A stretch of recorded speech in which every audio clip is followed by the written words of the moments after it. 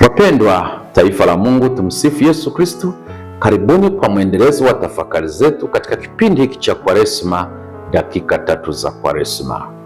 Siku ya 7, kurudi kama mwana mpotevu. Wote tunafahamu mwana mpotevu alivyodai mali kutoka kwa baba yake, akaenda akaitapanya huko na huko bila kueleweka, kama tunavyosoma Injili ya Luka sura ya 15.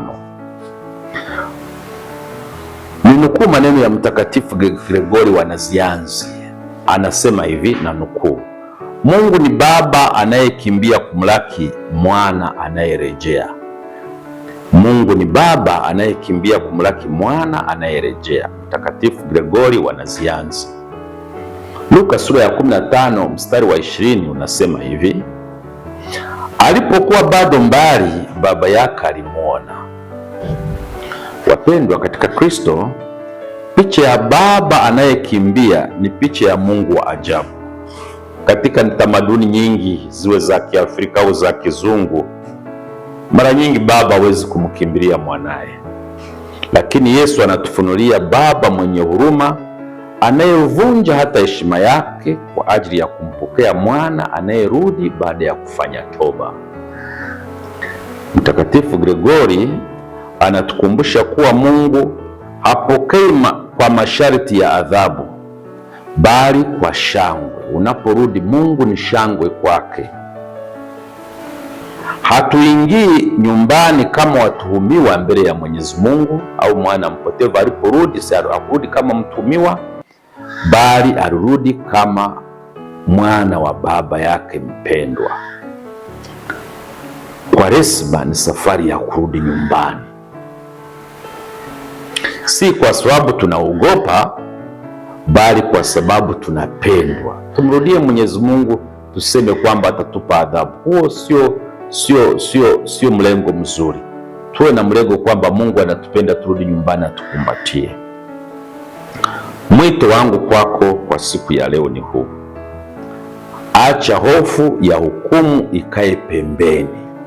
Usihofu hukumu, bali amini katika upendo wa Mungu Baba kwamba anakupokea tena, na usidhani kwamba dhambi zako ni nyingi. Hapana, hata zingekuwa nyingi namna gani, Mungu anakuita na kukumbatia. Tumalizie kwa sala hii fupi. Baba mwenye huruma, nipokee tena mikononi mwako na unionyeshe furaha kuwa mwana wako. Nakutakia siku njema.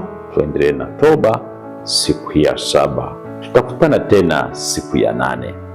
Tumsifu Yesu Kristo. Kwa mahitaji ya vifaa mbalimbali vya shule ya msingi na sekondari kama vile kalamu, daftari, vitabu vya mitaala mipya ya sayansi, biashara na sanaa, kamusi za Kiswahili na Kiingereza, vitabu vya riwaya, fasihi na tamthilia, bila kusahau vitabu maalum kwa ajili ya watoto wadogo kujifunzia. Usihangaike kwenda sehemu nyingine tofauti na TMP Bookshop. Hawa ni wauzaji wakongwe wa vitabu hapa manispaa ya Tabora. Aidha, ukifika TMP Bookshop utapata machapisho na vitabu kede wa kede vya dini, ikiwemo Biblia, misale, rejista za kipaimara, komunio, mazishi, ndoa, ubatizo na vingine vingi kulingana na mahitaji yako.